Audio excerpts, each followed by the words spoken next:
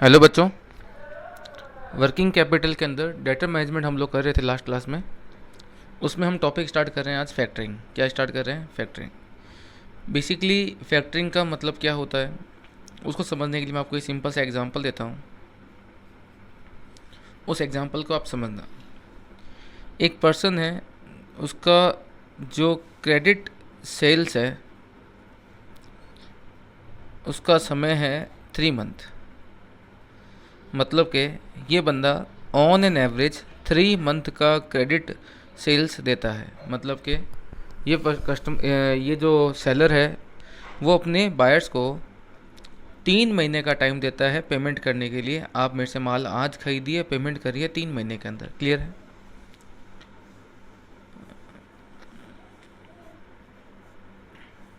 मान लीजिए ये है 3 मंथ, अप्रैल, मई, जून। इन 3 महीने में जो आपने गुड्स बेचा होगा उसका पेमेंट कब आएगा? अप्रैल का पेमेंट कब आएगा? 3 मंथ में। मतलब जो अप्रैल में गुड्स बेचा है उसका पेमेंट, मई में जो माल बेचा उसका पेमेंट, जून में जो माल बेचा उसका पेमेंट कब आएगा? अप्रैल का कब आएगा? मई, जून, जुलाई। मई वाले का कब आएगा? जून, जुलाई और अगस्त। और जुलाई का कब आएगा? अगस्त, सितंबर और अक्टूबर। तो ये चलता रहेगा। मतलब इस प्रकार से सिस्टम ये है कि अप्रैल, मई, जून में जो आपने माल बेचा है, अप्रैल, मई, जून, जुलाई, अगस्त, सितंबर, मतलब कि इन 3 महीने में जो आपने माल बेचा है उसका पेमेंट कब आएगा? इन 3 महीने में आएगा। इन 3 महीनों में जो माल बेचोगे उसका पेमेंट कब आएगा? अक्टूबर, नवंबर, दिसंबर, यहाँ आएगा। और इन 3 महीने में जो माल बेचोगे उसका पेमेंट कब आएगा? जैन, फेब और मार्च में। नॉर्मली ऐसा होता है कि जो हमारा सेल होती है, अगर यहाँ पर क्रेडिट पीरियड 3 मंथ का है तो अप्रैल, मई, जून का जो माल बेचा है उसका पेमेंट आएगा जुलाई, अगस्त, सितंबर में। जुलाई, अगस्त, सितंबर में जो माल बेचेंगे उसका पेमेंट आएगा अक्टूबर, नवंबर, दिसंबर में। अक्टूबर, नवंबर, दिसंबर में जो माल बेचेंगे उसका पेमेंट कब आएगा? जैन, फेब, मार्च में। और ये कंटिन्यूसली चलता रहेगा। ऐसा होता है। अगर मान लो आपका क्रेडिट पीरियड 2 मंथ का है, तो अगर 2 मंथ का क्रेडिट पीरियड है तो इससे इम्पैक्ट क्या पड़ेगा? तो अप्रैल, मई की जो सेल है उसका पैसा कब आएगा? जून और जुलाई में। जून, जुलाई में जो सेल होगी उसका पैसा कब आएगा? अगस्त और सितंबर में। अगस्त, सितंबर में सेल होगी उसका पैसा कब आएगा? अक्टूबर में और नवंबर में। अक्टूबर, नवंबर में सेल होगी उसका पैसा कब आएगा? दिसंबर में और जैन में। और यहाँ जो सेल होगी उसका पैसा कब आएगा? फेब में और मार्च में। तो ये सीक्वेंस वाइज चलता रहेगा।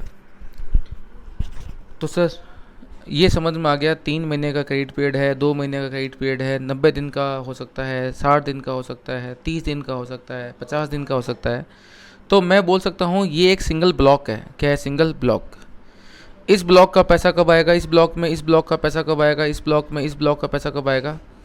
ये ब्लॉक बाई ब्लॉक क्या होता है? पेमेंट आपका चलता रहता है। तो डेटा मैनेजमेंट के अंदर जब हम बात करते हैं, टॉपिक बात करते हैं फैक्टरिंग, वो फैक्टरिंग से पहले आपको ये समझना पड़ेगा कि क्या बिजनेस में पैसे की रिक्वायरमेंट होती है क्या। इस ब्लॉक में जो पैसा बेचूंगा, जो माल बेचूंगा उसका पैसा कब आएगा? इस ब्लॉक में। इस ब्लॉक में जो सेल होगी उसका पैसा कब आएगा? इस ब्लॉक में। इस ब्लॉक में जो सेल होगी उसका पैसा कब आएगा? इस ब्लॉक में। अगर 2 मंथ का है तो यहाँ इन 2 महीने में जो माल बेचेंगे उसका पेमेंट कब आएगा? इन 2 महीनों में। इन 2 महीने में जो माल बेचेंगे उसका पेमेंट कब आएगा? इन 2 महीनों में। इन 2 महीनों में जो माल बेचेंगे उसका पेमेंट कब आएगा? इन 2 महीनों में। इसी प्रकार से मुझे बताइए, तो क्या बिज़नेस में पैसे की रिक्वायरमेंट है क्या? बिज़नेस में पैसे की रिक्वायरमेंट होती है कब? इन इनिशियल पीरियड्स के अंदर। क्योंकि अप्रैल, मई और जून में जो हम गुड्स बेचते हैं उसका पेमेंट आता है जुलाई, अगस्त और सितंबर में। तो इनिशियली जो बिज़नेस स्टार्ट करते हैं वहाँ पर जो पैसे की रिक्वायरमेंट होती है उसी को तो हम क्या बोलते हैं? वर्किंग कैपिटल बोलते हैं। क्लियर? समझ रहे हो बात मेरी आप? तो इनिशियल पीरियड्स में जब हम गुड्स क्रेडिट पर सेल करते हैं, आगे तो पैसा मेरे पास में आ रहा है। प्रॉब्लम कहाँ है? इन इनिशियल पीरियड्स में। और वर्किंग कैपिटल के फैक्टरिंग के टॉपिक को समझने के लिए आपको एक बात दिमाग में डालनी पड़ेगी। आप ये बोलेंगे सर अप्रैल, मई, जून से पहले भी तो कुछ महीने गए होंगे, उनका पेमेंट यहाँ आ जाएगा। तो मैं एक बार मान के चलता हूँ कि यहाँ से पहले कुछ भी नहीं था।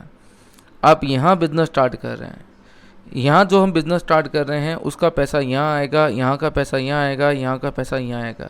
इससे पहले मैं ये मान के चलता हूँ कि इससे पहले मेरी कोई सेल थी ही नहीं। क्लियर है? यहाँ से बिज़नेस स्टार्ट हो रहा है।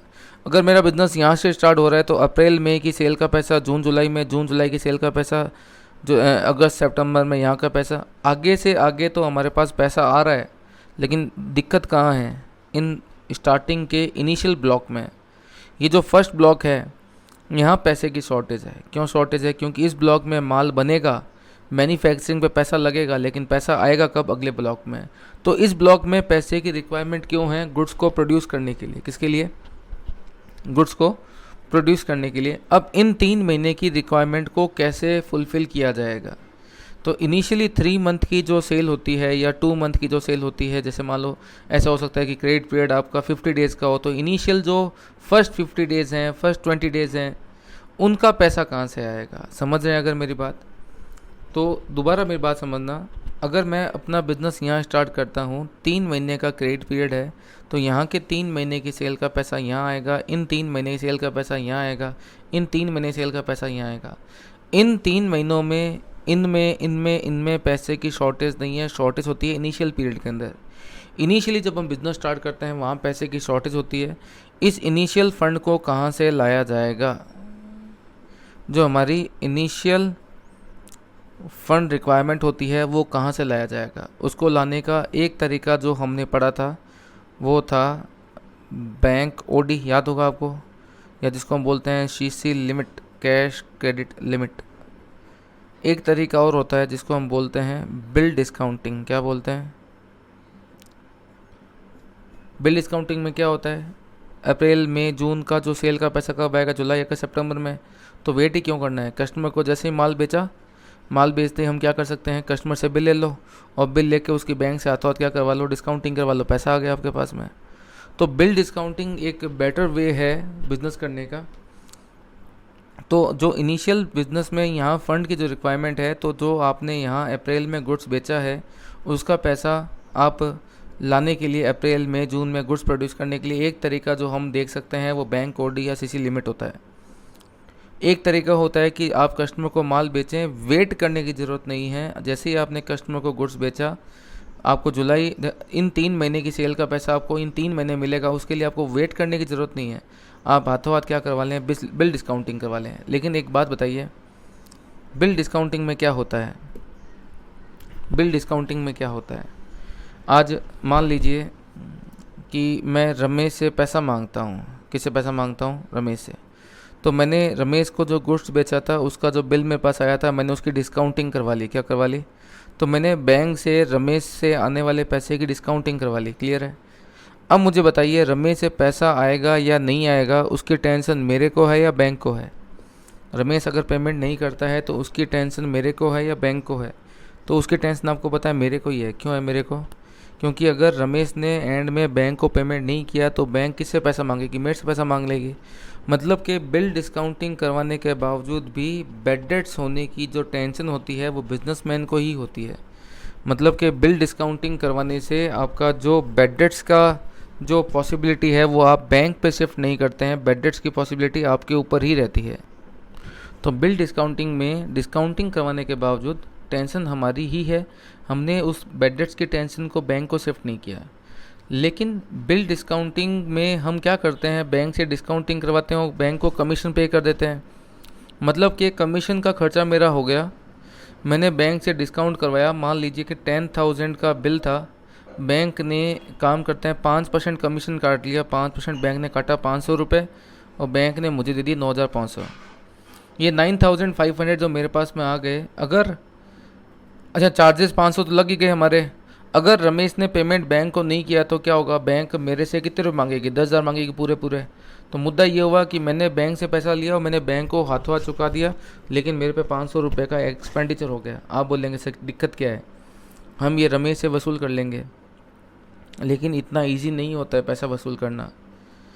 इस पे मुझे रमेश पे कोर्ट में केस करना पड़ेगा। केस कब सॉल्व होगा? तारीख पे तारीख चलती रहेगी। आज का बिजनेसमैन अगर एक्सपेंडिचर 500 करता है तो वो बैंक को एक बात बोलेगा, बैंक यार 500 मत ले, तू 700 ले ले। कोई दिक्कत नहीं है, 1000 ले ले, 500 तू ले रहा है डिस्काउंटिंग के, मैं बोलता हूँ तू 1000 ले ले, लेकिन यार मुझे फ्री कर दे। फ्री करने का मतलब क्या है कि तू रमेश से पैसा आए या ना आए उसकी हेडेक तू मेरे से हटा दे। इसका मतलब मैं बैंक को बोलता हूँ कि बैंक यार बिल डिस्काउंटिंग इस तरीके से कर दो, बिल डिस्काउंटिंग इस तरीके से कर दो कि रमेश से पैसा आए या ना आए उसकी टेंशन मेरे पे नहीं रहे। मतलब क्या, बैंक को बोलूँगा भले तुम मेरे से 700 रुपये ले लो, मुझे दे दो कितने रुपए, 9300 दे दो, मुझे कोई दिक्कत नहीं है, लेकिन अब रमेश तुम्हें पैसा दे या नहीं दे वो तुम्हारी प्रॉब्लम है, मेरी प्रॉब्लम नहीं है। 200 रुपये एक्स्ट्रा ले लो लेकिन मुझे इस टेंशन से फ्री कर दो। क्या ऐसा पॉसिबल है या नहीं है कि बैंक आपको बोलेगा ठीक है तो 9500 पकड़, अब रमेश पैसा दे या नहीं दे वो हमारी हेडेक है।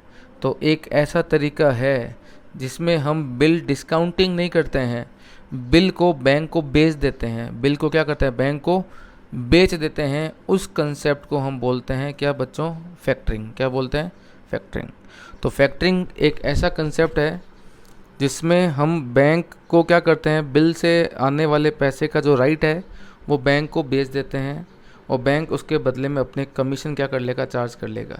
लेकिन बिल डिस्काउंटिंग में और फैक्टरिंग में अंतर क्या हो गया, बैड डेट्स। बताइए बिल डिस्काउंटिंग में बैड डेट्स किसका होगा, बिल डिस्काउंटिंग में बैड डेट्स किसका होगा, बिजनेसमैन का। लेकिन फैक्टरिंग में अगर बैड डेट्स हुआ तो किसका होगा, बैंक का होगा, क्योंकि हमने बैंक को डेटर से डिस्काउंटिंग नहीं करवाया, हमने डेटर से आने वाला पैसा बैंक को बेच दिया है। अगर जहाँ तक बात करता हूँ मैं किस चीज़ की, फैक्टरिंग की बात करता हूँ, तो एक बात बताइए, जैसे मैंने रमेश से बिल आ गया, बिल आने के बाद में मैंने बैंक से डिस्काउंट करवा लिया, अब टाइम टू टाइम मुझे रमेश को रिकवरी लेटर भेजना पड़ेगा या नहीं भेजना पड़ेगा, या मैं टेंशन फ्री हूँ। बिल डिस्काउंटिंग में आपको बैंक ने ये नहीं बोला है कि अब रमेश से आने वाला पैसा आएगा या नहीं आएगा, बैंक की हेडेक ऐसे नहीं है। हेडेक किसकी है, अभी भी बिजनेसमैन की है। तो बिजनेसमैन को बैंक पे आप अपने रिस्क को आपने बैंक पे ट्रांसफ़र नहीं किया है, रिस्क किसका है, अभी बिजनेसमैन का है। तो बिजनेसमैन को टाइम टाइम पर इन डेटर से पैसा कलेक्ट करना पड़ता है, उसके लिए आपको एडमिनिस्ट्रेटिव कॉस्ट पे करनी पड़ती है। लेकिन फैक्टरिंग में क्या होगा, वो एडमिनिस्ट्रेटिव कॉस्ट आपको बच जाएगी।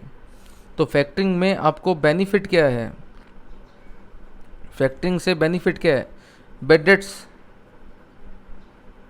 बिल डिस्काउंटिंग में बैड डेट्स किसका होता है, बिजनेसमैन का होता है। फैक्टरिंग में ये फ़ायदा होता है कि बैड डेट्स की कॉस्ट किसकी है, बैंक की है। मतलब कि हमारे लिए बेनिफिट हो गया कि बैड डेट्स अब हमारा नहीं होगा। दूसरा, एडमिन एक्सपेंडिचर, डेटर से पैसा कलेक्ट करना, उनको रिकवरी लेटर भेजना, टीम रखना, ये खर्चे अब मुझे करने की ज़रूरत नहीं है। क्यों नहीं है, क्योंकि अब पैसा आएगा या नहीं आएगा वो हेडेक किसकी है, बैंक की है। अगर आप क्या करते हो, बिल डिस्काउंटिंग करवाते हो। तो बिल डिस्काउंटिंग का सबसे बड़ा फ़ायदा क्या है कि बैड डेट्स और एडमिन के खर्चे हमारे बच जाते हैं, क्योंकि इसमें जो फैक्टर है वो, फैक्टर का मतलब जो बैंक है, फैक्टरिंग में जो फैक्टरिंग की सर्विस दे रहा है ना उसे हम बोलते हैं फैक्टर। तो जो फैक्टर है, जो बैंक है, वो बेसिकली आपको गारंटी देता है कि डेटर से पैसा हम इकट्ठा कर देंगे। तो यहाँ पर बैड डेट्स और एडमिन के चार्जेस आपके बच जाते हैं। लेकिन बिल डिस्काउंटिंग में क्या होता है, 500 रुपीज़ का जैसे कमीशन है वो देने के बावजूद भी टेंशन जो किसकी है, बिजनेसमैन की है। बैड डेट्स किसके हैं, बिजनेसमैन के हैं। एडमिन खर्चे किसके हैं, बिजनेसमैन के हैं। लेकिन फैक्टरिंग एडवांस वर्जन हो गया किसका, बिल डिस्काउंटिंग का। हम फैक्टरिंग में बिल डिस्काउंट नहीं करवाते हैं, उल्टा बिल बैंक को बेच देते हैं। क्लियर है बच्चों। अब बात करते हैं हम लोग फैक्टरिंग के बारे में। यहाँ तक क्लियर है। यहाँ तक कोई डाउट हो तो सबसे पहले मेरे से मैसेज भेज के पूछना कि सर यहाँ क्या डाउट है हमें। अब फैक्टरिंग में क्या होता है, अब प्रोसीजर समझना, फैक्टरिंग का प्रोसीजर क्या है। जो बैंक होता है फैक्टरिंग में वो आपको देता है गारंटी। तो बैंक विल गारंटी, किस चीज़ की गारंटी, टू कलेक्ट एंड पे। बैंक आपको गारंटी देता है तो बैंक विल प्रोवाइड गारंटी। तो यहाँ कर लेना, bank will provide guarantee. Bank आपको गारंटी देगा किस चीज़ की, टू कलेक्ट एंड पे फ्रॉम कस्टमर्स। क्लियर है। तो यहाँ देखो मैंने ढंग से देखो मैंने क्या लिखा, bank will provide guarantee. Bank आपको गारंटी देगा। यहाँ पर बैंक को हम बेसिकली बोलते हैं फैक्टर। क्या बोलते हैं, तो जो फैक्टर है विल प्रोवाइड गारंटी, फैक्टर आपको गारंटी देगा किस चीज़ की, टू कलेक्ट, वो इकट्ठा करेगा, एंड पे, और आपको पे कर देगा फ्रॉम कस्टमर्स। तो वो कलेक्ट करेगा और आपको पे कर देगा, लेकिन पे और कलेक्ट कहाँ से करेगा, वो कस्टमर से करेगा। तो मैं क्या बोल सकता हूँ कि फैक्टरिंग में ये होता है कि बैंक गारंटी देता है कि हम डेटर से पैसा कलेक्ट करेंगे और हम आपको क्या कर देंगे, पे कर देंगे, लेकिन इस चीज़ के बदले में फैक्टर चार्ज क्या करेगा, factor will charge commission. Clear है? अब मुझे एक बात बताओ, अगर यहाँ तक बात समझ में आई है तो फैक्टर गारंटी देता है कि हम कलेक्ट करेंगे और आपको पे कर देंगे। मेरा जो क्रेडिट पीरियड है मान लो 40 डेज़ का है। क्लियर है? चलता रहेगा ऐसे ऐसे 40 40 40 40। इन 40 डेज़ में जो माल बेचा उसका पैसा कब आएगा, इन 40 डेज़ में। इन 40 डेज़ में जो माल बेचूंगा पैसा कब आएगा, नेक्स्ट 40 डेज़ में। अगर मैं यहाँ जाके फैक्टर से फैक्टरिंग करवा लेता हूँ, क्या करवा लेता हूँ, फैक्टर से फैक्टरिंग करवा लेता हूँ कि भाई तू गारंटी दे दे कि इन 40 दिन में जो माल मैं बेचूंगा ना उसका पेमेंट तू मुझे करवा देगा। तो मान लेते हैं कि इन 40 दिन में आपने माल बेचा है 10 लाख का। ये पैसा आपको कब कलेक्ट होगा, इन 40 डेज़ में। अगर 40 दिन का माल बेचा है, इन 40 डेज़ में अगर आपने 10 लाख का माल बेचा है तो वो पैसा कलेक्ट कब होगा, यहाँ कलेक्ट होगा। तो मतलब मैं ये बोल सकता हूँ कि अगर फर्स्ट डे जो माल बेचा जाएगा उसका पैसा आएगा 41 डे पर, सेकंड डे पर जो माल बेचा जाएगा उसका पैसा कब आएगा, 42nd डे पर, थर्ड डे में जो माल बेचोगे उसका पैसा कब आएगा, 43rd ये डेज पर आएगा। तो मुद्दा ये है कि अगर 40 दिन का क्रेडिट पीरियड है तो फर्स्ट डे जो माल बेचोगे ना उसका पैसा कब आएगा आपके पास, 41 डे पर आएगा। तो मुझे बताइए बैंक कलेक्ट कर लेगा। अगर मान लो मैंने फैक्टरिंग करवा ली तो फैक्टरिंग से फ़ायदा ये होगा कि बैंक क्या करेगा, इनसे पैसा कलेक्ट करेगा। तो पहला क्वेश्चन तो ये पहले क्वेश्चन का जवाब दीजिए, बैंक इनसे कलेक्ट कब करेगा। मैंने बोला कि बैंक आपको गारंटी देगा टू कलेक्ट एंड पे।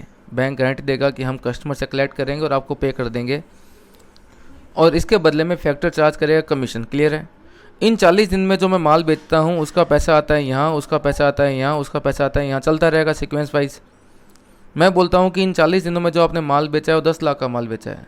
कैसे माल बेचा है, मैंने बोला कि कुछ माल फर्स्ट डे बेचा है, कुछ सेकंड डे बेचा है, कुछ थर्ड डे बेचा है। फर्स्ट डे जो गुड्स बेचेंगे उसका पैसा कलेक्ट होगा कब, 41st को। सेकंड डे जो माल बेचा है उसका पैसा कब कलेक्ट होगा, 42nd को।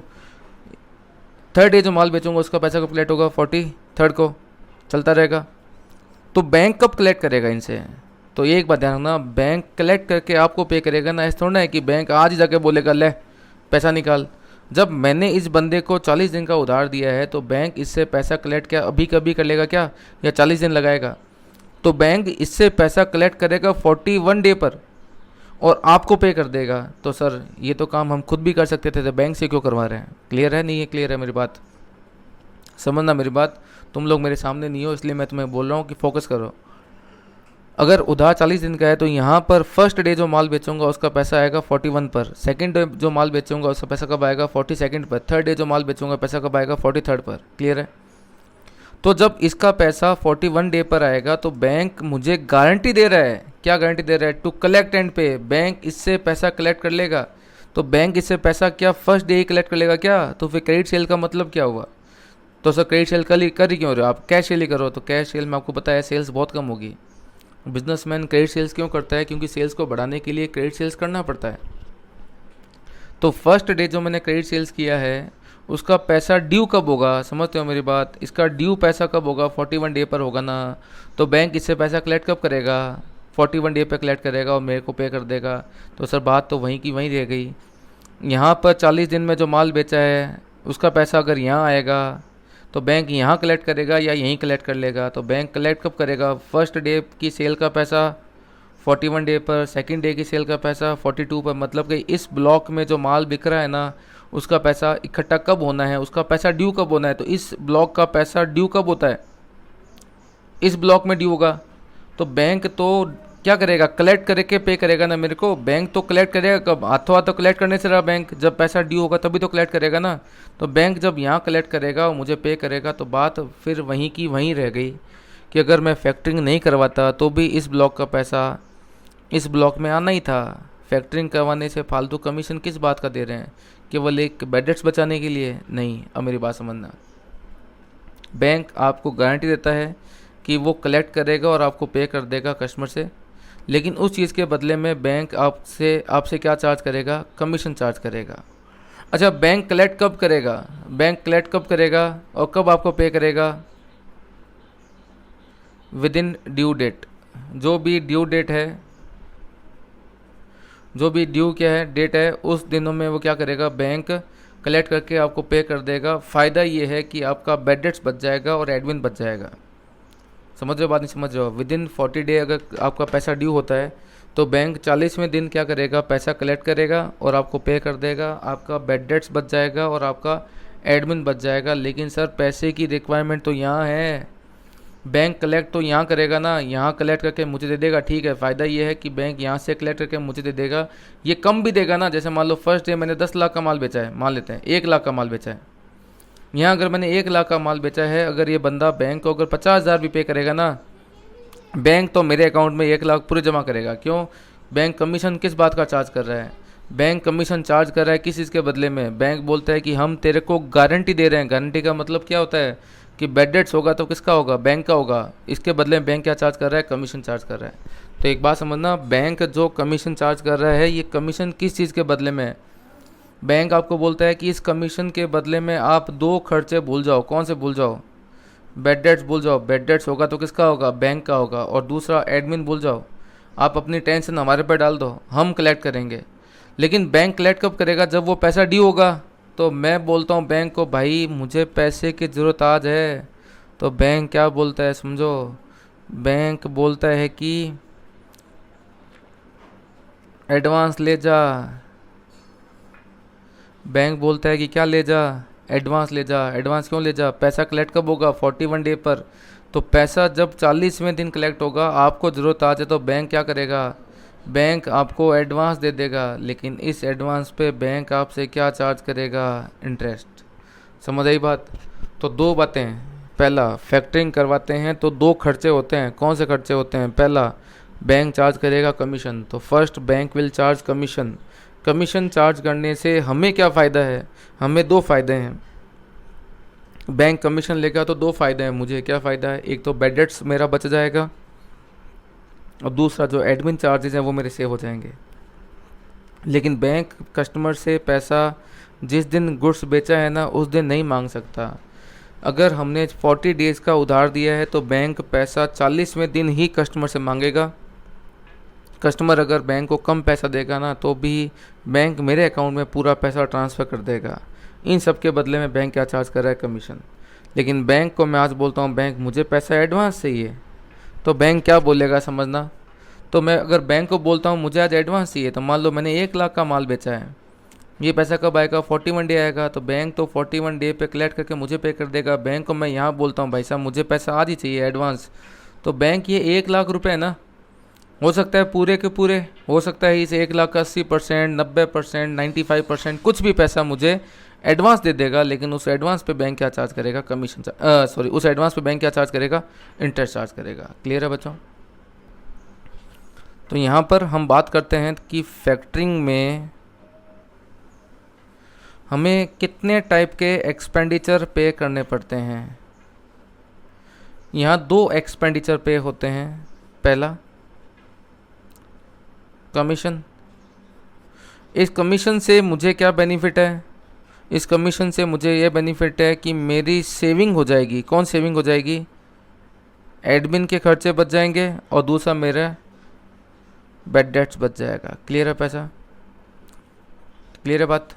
तो कमीशन देने से आपके 2 बेनिफिट होते हैं, एडमिन बच जाएगा और बैड डेट्स बच जाएगा। और दूसरा पे करते हैं हम लोग क्या? बैंक को interest on advance. Interest on advance से क्या फ़ायदा होगा? जो पैसा आपके पास में ड्यू डेट पे आना चाहिए था, फर्स्ट डे जो माल बेचा है उसका पैसा अगर 41 डे आना चाहिए था, वो पैसा आपको अभी मिल जाएगा। तो इससे फ़ायदा हो रहा है कि आपको पैसा अभी मिल जाएगा, उस पैसे को हम बिज़नेस में इन्वेस्ट कर सकते हैं। तो इंटरेस्ट ऑन एडवांस देना पड़ता है, लेकिन उससे फ़ायदा ये है कि आपको एडवांस पैसा मिल जाएगा। तो एडवांस चाहिए तो इंटरेस्ट पे करना पड़ेगा, एडमिन और बैड डेट्स बचाने हैं तो कमीशन पे करना पड़ेगा। ये फैक्टरिंग का बेसिक कंसेप्ट है। इसका एक प्रैक्टिकल क्वेश्चन करते हैं। हमारे पास क्वेश्चन नंबर 30, 31, 32 तीन क्वेश्चन है प्रैक्टिकल इसमें। तो अभी हम 31, 32 करेंगे। 31, a limited has a total sale of 3.2 crore. मेरी टोटल सेल कितनी है? 3.2 करोड़ की है और मेरा कलेक्शन पीरियड है 90 दिन का। 90 दिन के कलेक्शन पीरियड का मतलब क्या हुआ? देखो, एक पर्सन का निकालना पॉसिबल नहीं होता कि रमेश को कब बेचा, सुरेश को कब बेचा। यहाँ पर एक पर्सन का हम निकाल नहीं सकते हैं, हम निकालते हैं ऑन एन एवरेज। इस बंदे का कलेक्शन पीरियड अगर 90 डेज है, इसका मतलब क्या हुआ कि ये ब्लॉक हो गया, ये हो गया मेरा एक पर्टिकुलर ब्लॉक। इसमें जो माल बेचा जाएगा 90 दिन के अंदर, उसका पैसा कब कलेक्ट होगा? यहाँ भाई अगर आपने फर्स्ट डे माल बेचा है तो पैसा कब आएगा? 91 डे पर आएगा। अगर आपने 10th डे जो माल बेचा उसका पैसा कब आएगा? 101 पे आएगा। तो इस जोन में जो माल बिकेगा ना, उसका पैसा कब आ रहा है? यहाँ। यहाँ जो माल बिकेगा उसका पैसा कहाँ आ रहा है? यहाँ। यहाँ जो माल बिकेगा उसका पैसा कब आ रहा है? यहाँ। मुझे बताइए पैसे की शॉर्टेज कहाँ है? इस ब्लॉक में पैसा आ रहा है यहाँ वाला, इस ब्लॉक में पैसा आ रहा है पिछले वाला, इस ब्लॉक में पैसा आ रहा है कौन सा वाला? पिछले वाला। दिक्कत कहाँ है पैसे की? यहाँ। सर ऐसे भी तो होगा, यहाँ पर जो ब्लॉक में माल बेचा होगा यहाँ से यहाँ, वो पैसा यहाँ आ जाएगा। तो हम हमेशा क्या मान के चलते हैं इस टॉपिक के लिए कि यहाँ पर आपने बिजनेस स्टार्ट किया है, ठीक है। तो इनिशियली इस पहले 90 दिन का जो पैसा है मुझे चाहिए बैंक से लोन, पहले 90 दिन का। अब या तो उसके लिए बैंक से ले लो, क्या चीज़ आप, ओवरड्राफ्ट, या हम मांग सकते हैं फैक्टरिंग। अब मुझे बताओ, क्या इस ब्लॉक में पैसे की ज़रूरत थी? क्या इस ब्लॉक में पैसे की ज़रूरत थी? क्या इस ब्लॉक में पैसे की ज़रूरत थी? ये 3 ब्लॉक ऐसे हैं जहाँ पर पैसा हमारे पास आ रहा था पिछले से, लेकिन दिक्कत है कि इस ब्लॉक की सेल का पैसा यहाँ आएगा, लेकिन इस ब्लॉक में कुछ भी पैसा नहीं आ रहा, क्योंकि इससे पहले हम मांगे चलते हैं सेल है नहीं। तो ये ब्लॉक ऐसा है जिसमें पैसे की क्या है? शॉर्टेज है। और इस शॉर्टेज को दूर करने का तरीका क्या है? फैक्टरिंग। क्या है? फैक्टरिंग। आइए स्टार्ट करते हैं question 31। The past experience indicate that bad debts loss है 1.5% ऑन सेल्स। अगर फैक्टरिंग करा लोगे तो ये बैड डेट्स आपको बच जाएगा। Expense incurred by firm in administrating it's receivable collection effort. देखो, डेटर से पैसा इकट्ठा करना होता है, उनके लिए जो हम कलेक्शन एफर्ट्स करते हैं उस पर 5 लाख का खर्चा होता है। अगर फैक्टरिंग करा लेंगे ना, अब हेडेक किसकी है? बैंक की है। हमारे वो खर्चे सारे बच जाएंगे। A factor is prepare to buy the firm receivable. एक फैक्टर तैयार है टू बाय, अंडरलाइन करना, फैक्टर डिस्काउंटिंग नहीं कर रहा है, वो खरीद रहा है। क्या खरीद रहा है? डेटर्स से आने वाले जो पैसे हैं ना, वो आपसे खरीद रहा है, और किसके बदले में? 2% कमीशन के बदले में। अच्छा, वो पैसा कब कलेक्ट करेगा? वो तो ड्यू डेट पे कलेक्ट करेगा, आपको दे देगा। लेकिन अभी चाहिए तो फैक्टर आपको एडवांस भी दे देगा। तो क्या दे रखा है? Factor will pay advance on receivable और to the firm at an interest rate 18% per annum. लेकिन अंडरलाइन करना, विद होल्डिंग 10% एज रिजर्व। 10% अपने पास रखेगा, मतलब कि सारा का सारा पैसा वो आपको एडवांस नहीं दे रहा है। 10% रखने के बाद मतलब कि 90% वो आपको एडवांस दे देगा। Calculate the effective cost of factoring to the firm. हमें निकालना है कि इफेक्टिव कॉस्ट ऑफ फैक्टरिंग क्या निकल के आएगी। स्टार्ट करते हैं क्वेश्चन नंबर 31। स्टार्ट करें बच्चों। मुझे बताइए कि आपकी, देखो इंडिविजुअल एक पर्सन का तो निकालना पॉसिबल नहीं है। इनकी सेल्स कितनी है? 3.2 करोड़ की, और एवरेज कलेक्शन पीरियड कितना है? 90 डेज। तो मुझे बताइए इसके एवरेज डेटर्स कितने हो गए? 3.2 करोड़ इंटू 90/360। तो इसके एवरेज डेटर निकालने कितने हो जाएंगे? ये हो जाएंगे 80 लैक्स के। क्लियर है बच्चों? 80 लाख रुपए किसके क्या हो गए? एवरेज डेटर्स हो गए। क्लियर? अच्छा, अब मैं अगर फैक्टरिंग करवाता हूँ तो मुझे क्या पे करना पड़ेगा? अच्छा, ये एवरेज डेटर का मतलब क्या है? फर्स्ट ब्लॉक में 80 लाख, सेकंड ब्लॉक में 80 लाख, तीसरे ब्लॉक में 80 लाख, और चौथे ब्लॉक में भी कितने हो गए? 80 लाख। क्लियर है बच्चों? एवरेज डेटर का मतलब हो गया, यहाँ लिखूँ क्या? ये समझाने के लिए है। 90 दिन है, इसका मतलब साल में 90 दिन के हिसाब से साल में 4 टुकड़े हो गए। साल के कितने टुकड़े हो गए? 4 हो गए। 4 ब्लॉक हो गए। 90 दिन, 90 दिन, 90 दिन, 90 दिन। अगर मैं 360 लेके चलता हूँ तो साल में 4 ब्लॉक हो गए। 90 90 90 90 के 90 90 90 के 4 ब्लॉक हो गए। क्लियर है? इस ब्लॉक की सेल कितनी है? इसकी सेल कितनी है? इसकी सेल कितनी है? हम मान के चलते हैं कि सब में सेल बराबर रही होगी, इसलिए मैं लिखा ऑन एन एवरेज। इस ब्लॉक के एवरेज डेटर्स 80 लाख के, इस ब्लॉक के डेटर्स 80 लाख के, 80 लाख के और 80 लाख के। क्लियर है? तो बताइए इस 80 लाख रुपए पर पहले वाले ब्लॉक में आपको कितना कमीशन पे करना पड़ेगा? तो बताइए कमीशन कितना हो जाएगा? बताइए कमीशन कितना पे करेंगे इस 80 लाख पे? पहले 80 लाख पे कितना कमीशन पे होगा? तो कमीशन की रेट गिवन है 2%, तो 80 लाख पे 2% के हिसाब से कमीशन हो गया 1,60,000 का। क्लियर? तो इस ब्लॉक पे कमीशन हो गया 1,60 का, फिर इसकी फैक्टरिंग कराएंगे तो कमीशन कितना हो जाएगा? 1,60 का, फिर इसकी फैक्टरिंग कराएंगे कमीशन कितना हो जाएगा? 1,60 का, फिर इसकी फैक्टरिंग कराएंगे तो कमीशन कितना हो जाएगा? 1,60 का। क्लियर है? तो मैंने यहाँ लिखा annual cost of factoring. Annual cost कितनी हो जाएगी बताइए? कमीशन कितना हो जाएगा एनुअल? 1,60,000 का जो कमीशन है ये पहले ब्लॉक का है। पहला ब्लॉक कितने दिन का है? 90 दिन का। तो साल भर का कितना हो जाएगा?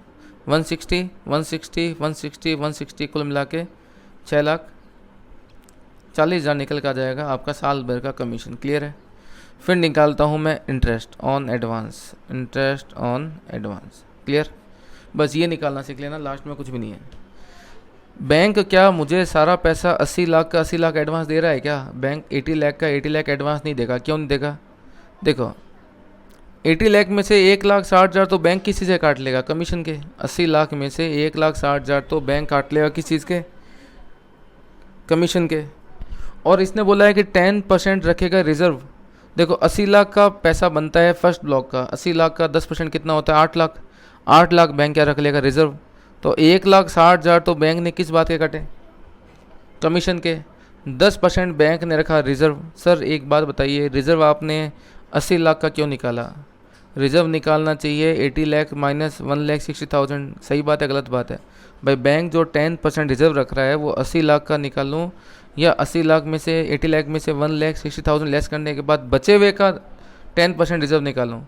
तो लॉजिकली बात सही वो ही है, 80 लाख माइनस 1,60,000 लॉजिकली वो ही सही है।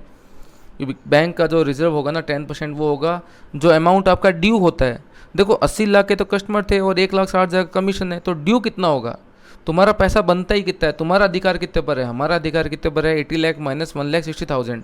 तो बैंक जो ड्यू पैसा है ना उसका रखती है कमीशन कितना, और कमीशन का रिजर्व रखती है कितना? 10%। तो 10% होता है कितना? तो होना चाहिए था किसका? 78,40,000 का 10% होना चाहिए था। लेकिन हमारा जो ICAI है वो भाई साहब इसी 80 लाख पर 10% निकालता है 8 लाख। और अगर आप कुछ तूफ़ानी करना चाहते हैं तो आपकी मर्ज़ी है। जितनी बार ICAI ने इस क्वेश्चन का आंसर सजेस्टेड में दिया है उन्होंने 80 लाख का ही 10% निकाला है। बाकी आपकी मर्ज़ी है, कुछ अगर तूफ़ानी करना है तो आप कर सकते हैं, उसमें मैं आपको नहीं रोकूंगा। तो मैं तो एज़ पर ICAI की बात करूं तो 80 लाख का एडवांस बनता है, टोटल पेमेंट बनता है, उसमें से 160 का कमीशन गया। तो इस पहले ब्लॉक में आपको कितने मिल जाएंगे एडवांस? 80 लाख में से 160 का कमीशन काट लेंगे, रिजर्व 10% काट लेंगे, तो आपको एडवांस मिलेगा इतना। ये अमाउंट निकल के आएगा 70,40,000 का। तो एडवांस निकल के आया कितना? 70,40,000 का। उस पर बैंक क्या चार्ज करेगी? इंटरेस्ट। सीधा निकाल दूँगा इंटरेस्ट।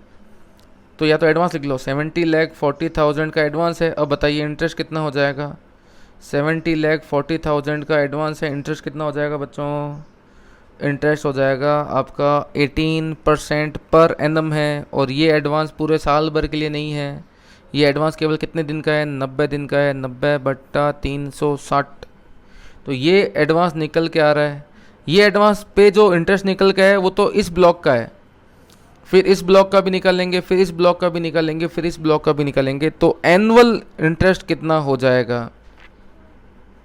तो पहले ये इंटरेस्ट निकालें, कितना निकल के आता है? 70,40,000 का, 70,40,000 का 18% उसका भी,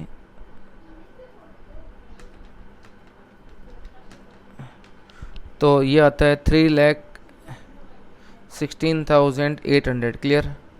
तो ये जो इंटरेस्ट निकल के आया है ये निकल के आया है पहले ब्लॉक का। तो पहले ब्लॉक का कमीशन 160, साल का कितना हो जाएगा? 360/90। पहले ब्लॉक में एडवांस 80 लाख माइनस 160 का तो कमीशन, ये 8 लाख हकीकत में गलत है, लेकिन एग्ज़ाम में आपको यही करना है कि 8 लाख मैंने निकाला है 80 लाख का, ठीक है ना, 10%। तो 70 लाख 40,000 का एडवांस हुआ, जिस पे 18% के हिसाब से साल भर का ब्याज, नहीं सॉरी 90 डेज़ का ब्याज कितना होगा, 3/16/800। ये 316,800 का जो इंटरेस्ट है ये पहले इस ब्लॉक का है। तो इस ब्लॉक में टोटल मिला के इंटरेस्ट कितना हो जाएगा, 3,16,800। ये है 90 डेज़ का इंटू 360, तो साल भर का ब्याज निकाल लें, ये आ जाएगा। तो टोटल मिला के एनुअल कॉस्ट कितनी हो जाएगी फैक्टरिंग की, क्लियर है। तो एनुअल कॉस्ट ऑफ फैक्टरिंग निकाल लें आप टोटल जोड़ के, तो ये आ जाएगी 19,07,200, क्लियर है। ये एनुअल कॉस्ट आ जाएगी फैक्टरिंग की। लेकिन इतना खर्चा लगेगा, मना नहीं है, फैक्टरिंग पे इतना खर्चा लगेगा साल भर में, इंटरेस्ट भी लगेगा, कमीशन भी लगेगा, एक तरफ खर्चा लगेगा तो दूसरी तरफ सेविंग भी तो है। तो यहाँ लिखता हूँ मैं annual saving due to factoring. बताइए फटाफट कितनी सेविंग हो जाएगी फैक्टरिंग करवाने से। एक तो बच जाएगा आपको क्या चीज़, बैड डेट्स। फैक्टरिंग से कितना बैड डेट्स बच जाएगा, मैं साल भर का एक साथ निकाल देता हूँ, वरना फिर 90 डेज़ का निकालोगे, फिर साल भर का निकालोगे, ऑलरेडी हम इतना लेंदी प्रोसीजर कर चुके हैं। तो बैड डेट्स कितना हो जाएगा, 3.2 करोड़ है, सॉरी ये 3.2 करोड़ पर सीधा बैड डेट्स हो जाएगा 1.5%, जो हमारा डायरेक्ट बच जाएगा। ये आता है 4,80,000। तो 3.2 करोड़ के हमारे क्या हैं, सेल्स हैं, जिस पे 1.5% का बैड डेट्स होता है हमारा, ये हमारे बच जाएगा अगर हम फैक्टरिंग करवा लेंगे तो 4,80,000 का। और दूसरा जो एडमिन के खर्चे हैं वो हैं 5 लाख के, तो ये हमारे बच जाएंगे, कुल मिला के बच जाएंगे हमारे 9,80,000, क्लियर है। तो 9,80,000 का आपका सेविंग हो जाएगा। तो क्वेश्चन की रिक्वायरमेंट में लिखा है कि नेट कॉस्ट निकालना है, क्या निकालना है, नेट कॉस्ट। तो मैं ये नेट कॉस्ट यहाँ लिख रहा हूँ, आप नीचे लिखना। बताइए नेट कॉस्ट कितनी आ जाएगी, नेट कॉस्ट तो 19,07,200 का आपका खर्चा लगेगा फैक्टरिंग पर, और इतने बच जाएंगे 9,80,000। तो 19,07,200 लग रहा है, इसमें से 9,80,000 हमारे क्या हो जाएंगे, बच जाएंगे। तो हमारी नेट कॉस्ट कितनी पड़ेगी, 9,27,200, ये आ जाएगी आपकी नेट कॉस्ट, क्लियर। अच्छा, इस नेट कॉस्ट को परसेंटेज में भी निकाला जा सकता है, तो मैं निकालता हूँ नेट कॉस्ट इन परसेंटेज में निकालता हूँ नेट कॉस्ट, क्लियर।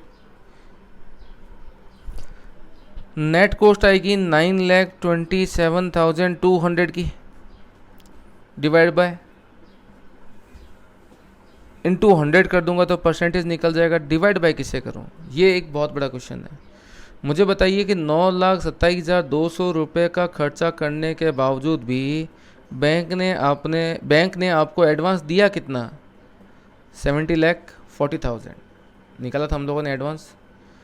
खर्चा कर दिया मैंने 9,27,200 का, लेकिन उसके बावजूद मुझे एडवांस मिला कितना, 70,40,000, मतलब 70,40,000 के एडवांस को लेने के लिए कितना खर्चा कर दिया आपने, 9,27,200 का। तो यहाँ पर 70,40,000 इंटू निकालें, ये कॉस्ट निकल के आएगी।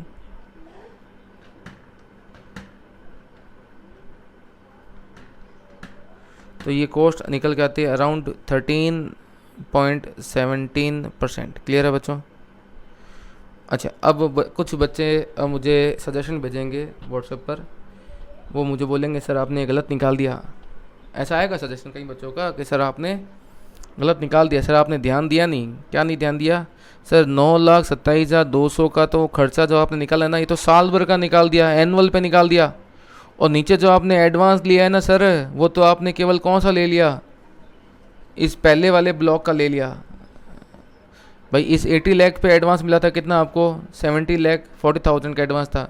तो यहाँ 70,40,000 का एडवांस, यहाँ पर भी 70,40, यहाँ पर भी 70,40,000, यहाँ पर भी 70,40,000 का। सर खर्चा तो ले लिया आपने कौन सा वाला, पूरे साल भर का। एडवांस आपने लिया सर गलती से लिया एडवांस, तो आपने कौन सा वाला फर्स्ट ब्लॉक का ले लिया सर, आपने गलती से लिख दिया गलत। सर सही क्या होगा, ये गलती से नहीं लिखा है, ये ही सही है। अब ये सही क्यों है उसके लिए आपको दोबारा एक बात मुझे बताइए, अगर मैं बोलता हूँ कि 90 दिन का उधार है, 90 डेज़, फिर 90 डेज़, 90 डेज़, 90 डेज़, ये चलता रहेगा, तो इन 90 डेज़ का पैसा कब आता है आपके पास, अगले 90 डेज़ में। फिर इन 90 डेज़ का पैसा कब आता है, अगले 90 डेज़ में। इन 90 डेज़ का पैसा कब आता है, अगले 90 डेज़ में। इनमें पहले ये जो ना सेकंड ब्लॉक, थर्ड ब्लॉक और फोर्थ ब्लॉक, मैंने आपको पहले ही बताया था, इन ब्लॉक में पैसे की तो कमी है ही नहीं भाई। पहले ब्लॉक में 80 लाख की सेल है, दूसरे में फिर 80 लाख की सेल है, तीसरे में फिर 80 लाख की सेल है, फिर 80 लाख की सेल है। इस सेल का पैसा यहाँ आता है, इसका पैसा यहाँ आता है, इसका पैसा यहाँ आता है। इन तीन में तो ऑलरेडी पैसा हमारे पास में आ रहा है। पैसे की कमी कहाँ थी, पहले ब्लॉक में थी। पहले ब्लॉक की कमी को दूर करने के लिए हमने फैक्टरिंग करवाई थी। तो सर आप गधे हो, पहले ब्लॉक में फैक्टरिंग करवा के छोड़ देते, सेकंड थर्ड फोर्थ में फिर फैक्टरिंग करवाई क्यों, फालतू खर्चा लगाया आपने। तो समझो मेरी बात, अगर पहले ब्लॉक में फैक्टरिंग करवा लेता तो क्या होता, पहले ब्लॉक का पैसा पहले ब्लॉक में आ जाता, फिर दूसरे ब्लॉक में क्या होता, दूसरे ब्लॉक का पैसा कहाँ आता है, तीसरे में आता है ना। अगर मैं केवल पहले ब्लॉक का फैक्टरिंग करवा दूंगा तो पहले ब्लॉक का पैसा पहले ब्लॉक में आ जाएगा, फिर दूसरे ब्लॉक की सेल का पैसा, समझो बात नहीं समझो, फिर ये पैसा कब आएगा, यहाँ आएगा, फिर दिक्कत हो जाएगी। तो प्रॉब्लम ये है कि आपको पैसे की शॉर्टेज होती है फर्स्ट ब्लॉक में, लेकिन फर्स्ट ब्लॉक में अगर फैक्टरिंग करवाओगे ना तो फैक्टरिंग आपको सेकंड में भी करवानी पड़ेगी, थर्ड में भी करवानी पड़ेगी और फोर्थ में भी करवानी पड़ेगी।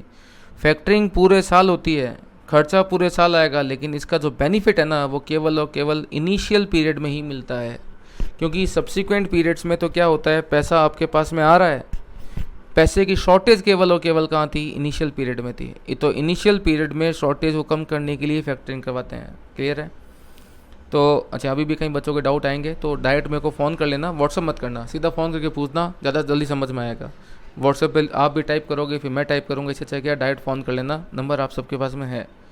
तो 19,07,200 का खर्चा होगा, 980 बच जाएंगे। नेट कॉस्ट जिसको हम बोलते हैं इफेक्टिव कॉस्ट आएगी 9,27,200। इसको परसेंटेज में निकालना हो तो 9,27,200 का खर्चा आएगा, और इसके बदले में एडवांस मिला कितना, 70,40,000 का। तो ये साल भर का नहीं लेना, क्यों नहीं लेना, क्योंकि सेकंड ब्लॉक में, थर्ड ब्लॉक में, फोर्थ ब्लॉक में तो ऑलरेडी पैसे की कमी थी नहीं। फैक्टरिंग करवाने का पीछे पर्पज़ ही क्या था, फर्स्ट ब्लॉक में पैसे की शॉर्टेज को जो कमी थी ना, पैसे की शॉर्टेज थी ना, उसको पूरा करने के लिए। तो फर्स्ट ब्लॉक में जो मनी की शॉर्टेज थी उस शॉर्टेज को पूरा करने के लिए फैक्टरिंग करवाया था। तो पहले ब्लॉक में पैसा आपको मिलेगा कितना, एडवांस 70,40,000। क्लियर है। तो 70,40,000 ये आ गया, इंटू 100 करेंगे 13.17। अच्छा सर, परसेंटेज में निकालने का बेनिफिट क्या है, एक बात बताओ। हमारे पास में इस रिक्वायरमेंट को पूरा करने के दो सोर्स होते हैं, या तो हम बैंक से लोन लेके आ सकते हैं या फैक्टरिंग करवा सकते हैं। मैं आपको बोलता हूँ कि अगर क्वेश्चन में गिवन है कि बैंक से अगर लोन लेके आते हैं ना, वहाँ इंटरेस्ट 15% है, बताइए फैक्टरिंग करवाएंगे या बैंक से लोन लेंगे, तो मैं फैक्टरिंग करवा लूँगा ना। अगर क्वेश्चन में गिवन हो कि बैंक लोन पर इंटरेस्ट है 15% पर एनम, तो 15% का बैंक लोन पे इंटरेस्ट है, तो बताइए बैंक लोन की तरफ जाएंगे या फैक्टरिंग की तरफ जाएंगे, जहाँ पर खर्चा क्या हो, कम हो। और यही अगर बोला हो कि बैंक लोन पे इंटरेस्ट 12% है तो फैक्टरिंग नहीं करवाएंगे, बैंक लोन ले लेंगे।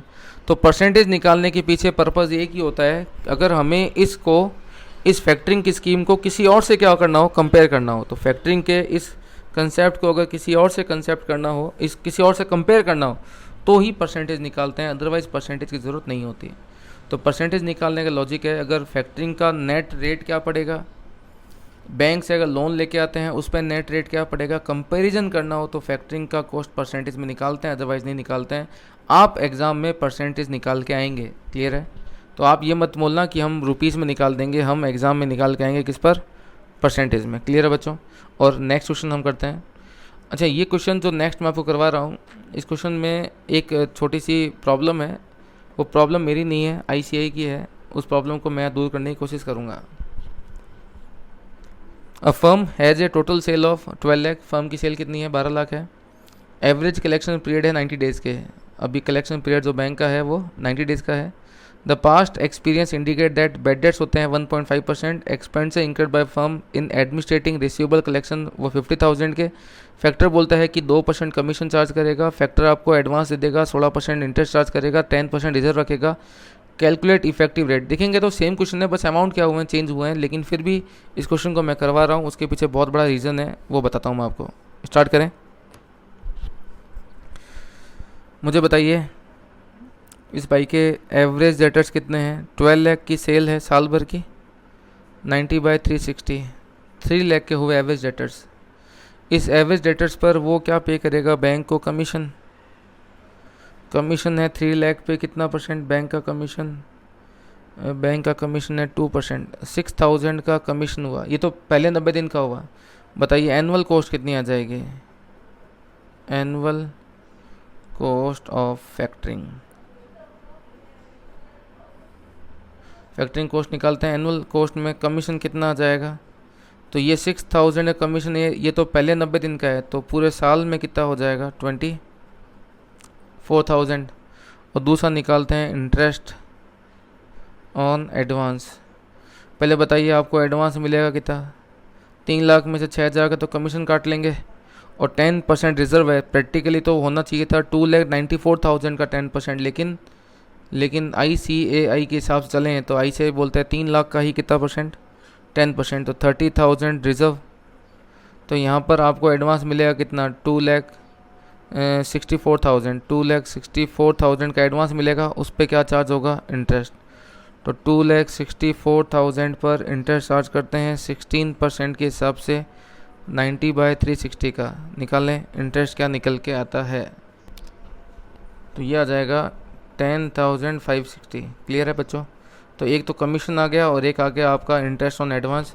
अब इनको साल भर बदल लें, एनुअल कॉस्ट निकालें, कमीशन आ जाएगा 24,000 का और इंटरेस्ट आ जाएगा साल भर का कितना, 10,560 का जो इंटरेस्ट है 90 डेज़ का है, इंटू 360, तो इंटू करके निकालें, ये एनुअल आ जाएगा 42,240, और टोटल जो कॉस्ट आएगी फैक्टरिंग की वो आ जाएगी आपके पास में 66,240 की। क्लियर है। अच्छा आप बताइए फैक्टरिंग से सेविंग क्या हो जाएगी, सेविंग में बचत कितनी होगी, सेविंग्स ड्यू टू फैक्टरिंग। बताइए फैक्टरिंग से सेविंग क्या होगी। पहला तो बच जाएगा आपके पास में क्या चीज़, बैड डेट्स। सीधा साल भर का निकाल रहा हूँ, 12 लाख की सेल है, उस पर आपका नॉर्मल जो बैड डेट्स होता है वो होता है कितना, 1.5%। एक तो ये बच जाएगा, क्लियर है, और दूसरा बच जाएगा आपके पास में एडमिन। अच्छा एडमिन कितना बच जाएगा आपके पास में, ये होता है 18,000 और एडमिन बच जाएगा 50,000, 68,000 की सेविंग हो जाएगी। क्लियर है। बताइए नेट कॉस्ट कितनी निकल के आएगी, नेट कॉस्ट बताइए। क्वेश्चन की रिक्वायरमेंट है कि calculate effective rate of factoring, निकालना है ना, इफेक्टिव रेट ऑफ फैक्टरिंग निकालना है।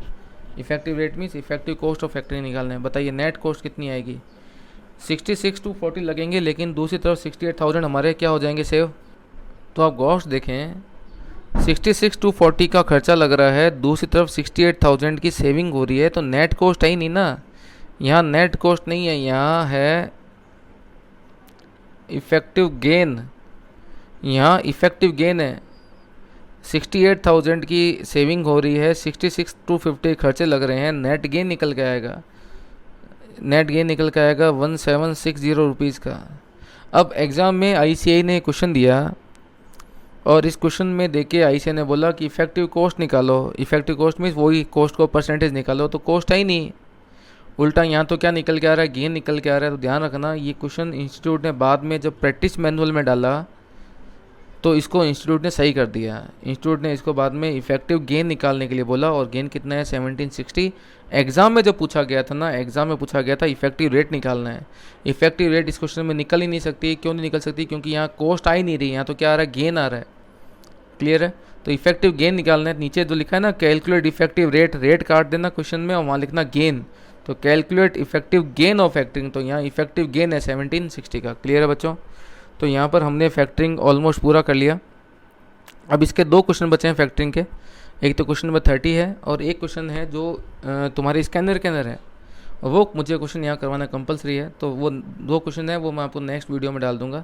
यहाँ तक तुम्हारा फैक्टरिंग पूरा हो गया और 2 क्वेश्चन छोटे छोटे बाकी हैं। तो 30 और एक छोटा सा क्वेश्चन है जो तुम्हारे स्कैनर में आया हुआ है, वो 2 मैं नेक्स्ट वीडियो में डाल दूंगा। ऑलमोस्ट तुम्हारा फैक्टरिंग खत्म हो गया। थैंक यू बच्चों।